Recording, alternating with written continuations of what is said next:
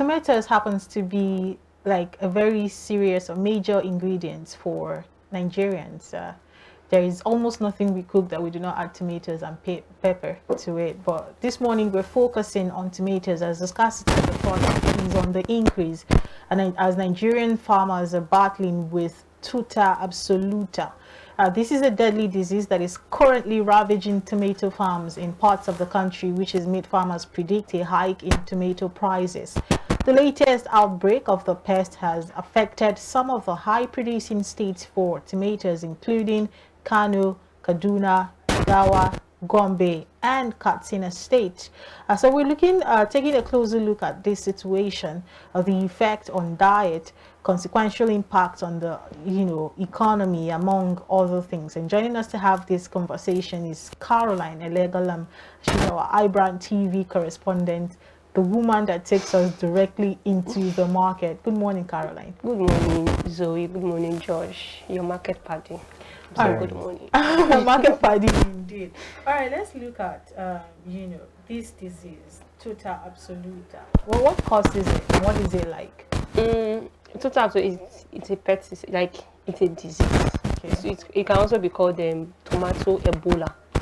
Oh. So one of the main causes of this disease is climate change, right, because it likes a place that is cold. Hold on to that thought. We'll go on a quick break and then we'll return and continue. Please stay with us.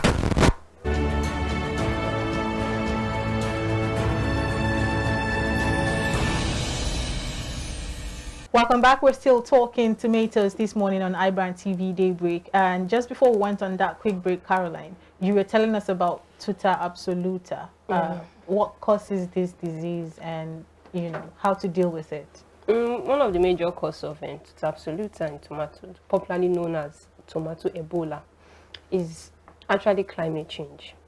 They dwell more in a warm weather, like somewhere that is cold. You get, so they tend to like dwell more. They tend to like expand more. They tend to like feel comfy more when the weather is like cool, cold, and all of that. So one of the major ways to actually one of the major things to actually see that all of these things are put to an end is just, I feel like it's pesticide, because even this tuta absoluta, it spread very well. Sometimes if you're even using the pesticide on it, because they dwell in the leaf, you get, so once you're actually using it, sometimes it's even like it has a way of hiding itself. So all of these things, you just need to like a strong pesticide. So what can be done really to control this disease? That I said, one of the major things that can be done for tuta absoluta to control it is just for like the stakeholders, the government. I think they are all hands on deck to see that this disease is being controlled, as well as they try to like invest more in pesticide that can see that this tuta absoluta doesn't spread wide and cause more harm. Okay, let's look at tomatoes generally. What are the health benefits of tomato? What are basically of what importance is tomatoes? Like you said in your intro, major homes we use tomato a lot. Like even as a woman, we use tomato for our skin, all the skincare routine. Oh really? Yeah. You've not used tomato before. People put tomato on their skin. Yes, for your face. You've not used it before. Even I heard that at some point they use tomato, especially when you're losing appetite for food.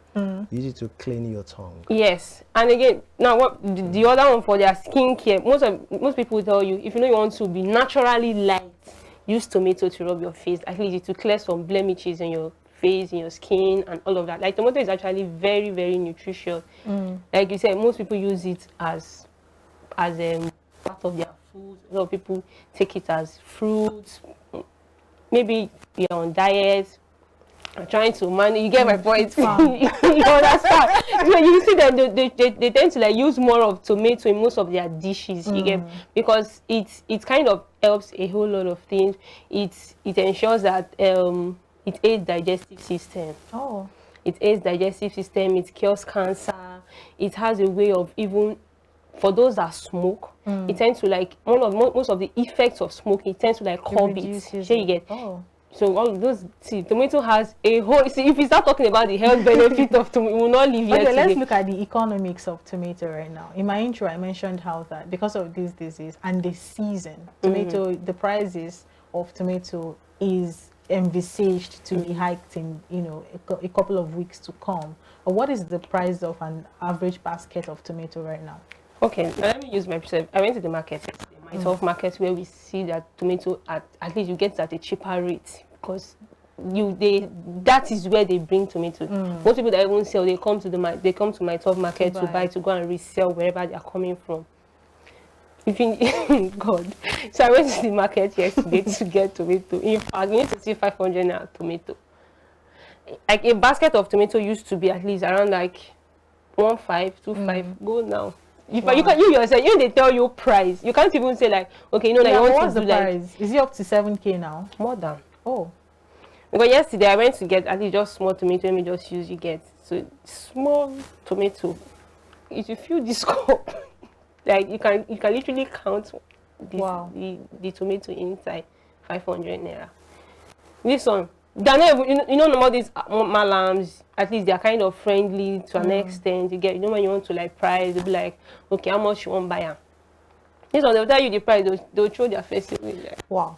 Okay, but you know, a lot of conversations has gone around preservation, and then you mentioned that this disease that we're also trying to talk about this morning thrives in cold environment. That means if you put heat on it, it might actually help. But then tomato as a product does not thrive in hot environment. It needs to be cool. If not, you know, it's perishable. You would perish.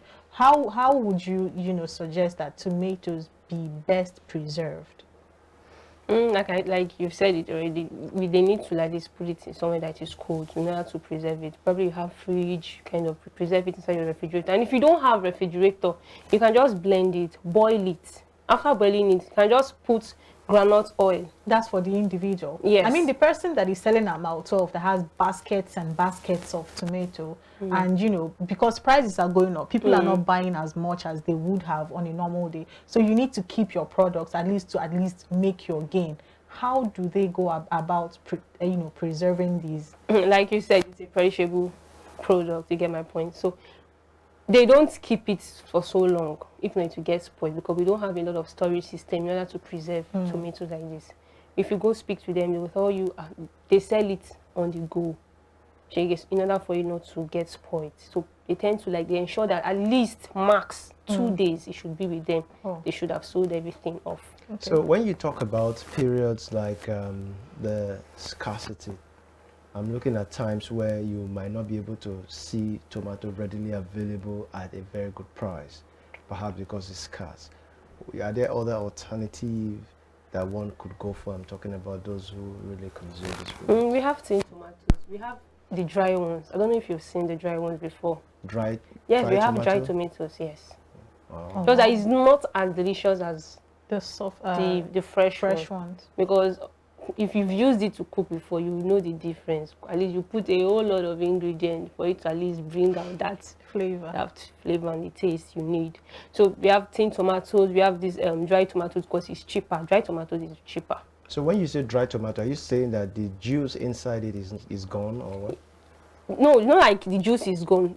Like once you get it, it's very dry. You know when you dry so it's very dry. So for you to want to use it, you have to put it inside the water for it to at least for it to come up before you now grind it, go through the process of you wanting to cook and all of the tin tomato. In fact, even the tin tomato itself is now expensive. So between which is more expensive?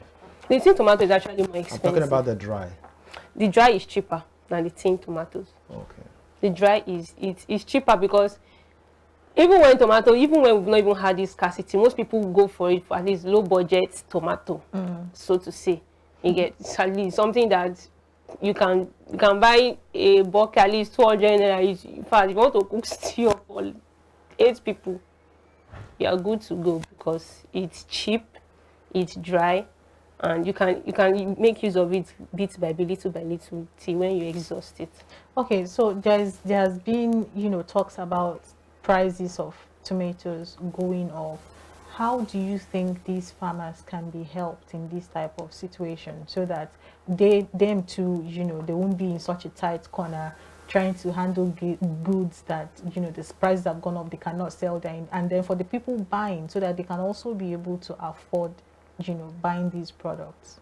Okay, so the good thing is at least stakeholders, government, everyone already coming together to see that farmers, they at least they don't lose so much, and people buying too can actually, so they've been able to at least, there's this levy, so they're trying to, like, at least it's still in the talks because they're still holding meetings upon meeting, so to see that farmers benefit from this initiative yet. So all of these are plans that are already put in place of at least, it shouldn't be up to a month with the level at which they are now proactive, because at least they've seen that this is something that even higher people, they can't do without. You get my point? So they are actually proactive. Meetings have been going on to see that farmers benefit from this initiative. Do you think, you just mentioned stakeholders, in that your list, is the government inclusive? Yeah, government.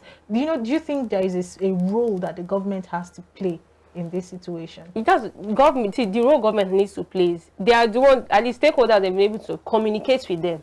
They are now aware. So what they need to do is just put everything in check, make sure that whatever funds, whatever plans they are making, farmers all benefit from it, at least for the fact that all hands are now on deck regards this matter. Josh? So as we go into the rainy seasons, are we likely to see more of this produce or less of it? Which the Tomato? rainy season, that's when tomatoes is scarce, because it's not its season. Oh, really? Yes, because this is not tomato season as well, coupled with this disease that has really Is it seasonal? This disease, is it seasonal or it just plagues once in a while? It is. This disease is not seasonal. Okay. The first time it was discovered was 2015.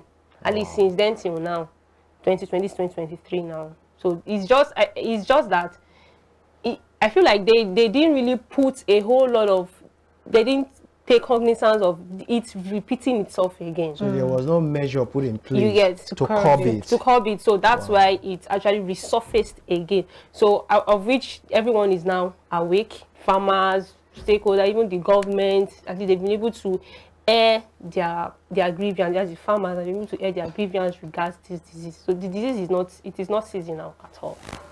So when you look at this disease now, vis-a-vis the fact that we are going into a scarcity period, what do you expect, especially in the cost of this produce? Are they going to be leveraging on the fact that the disease is what is making them hike the product, or the fact that we are not in the season?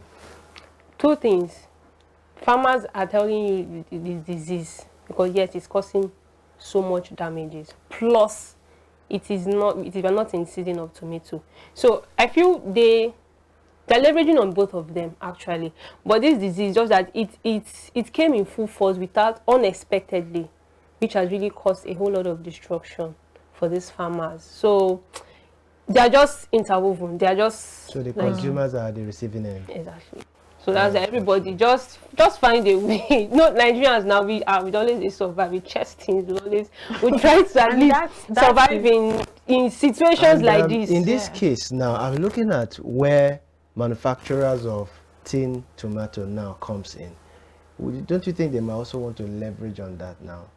Because they also buy this produce from them and process it, isn't it? So are you saying we're not looking at a period where, as farmers are saying, well, we're in the dry season, or we're in the season where you don't have this produce, plus the disease will inflate. People who are manufacturing and processing this will also inflate their price? Are we also looking at that too? We actually, the truth is, with the level at which of like major stakeholders and government actually, the disease shouldn't last so much. It shouldn't last long. They will see to the end. I just hope this is our country. They tend to like leverage on what is existing. Exactly. That's so what in order I wanted to say. Hike prices of things, and of course they import tomatoes as well. Right? Yeah, so that brings down to just what we were talking about with Doctor earlier, the Nigerian factor. It's almost as if it's spread across every sector that you want to look at in the in Nigeria. I cannot believe that in this 2023 we still have issues with preservation of farm produce, and there used to be silos. We don't hear things like that anymore. Tomatoes are not preserved in silos. But what about the grains that we farm? All the wheat and millet and maize and the beans. These things is because we're talking about tomatoes today. It could be beans tomorrow. It could be the other day it was rice. Food prices, prices of food products keep going high, and it's not even in the news. Right? Nobody is saying anything about it. At some point, it was even onions. If you remember, when they said the what's it called, the insurgency were affecting the northern farmers. At some point, they hold the stuff from coming to the west. So I think it's just a seasonal thing. Every year you keep hearing. You keep hearing something must happen. That's one thing in this country. I'm a very positive Nigerian. I hope that I'm patriotic like that. Thank you. I hope that we get to a point where things actually work, because these farmers put in so much, put in so much work to produce these goods and services, and then a lot of them even get spoiled before they get to the market. And there's a lot of factors around that. But we can continue having this conversation. We hope to see you again next Tuesday. Caroline, thank you so much for coming on the show. And this is where we draw the curtain on today's edition of iBrandTV Daybreak. We will return tomorrow at 8 a.m. with another packed package for you. But until then, stay positive, be a good Nigerian, obey traffic lights. My name is Uche Zoe. And also, my name is Joshua Okata. We'll see you tomorrow, God willing. Have a nice day.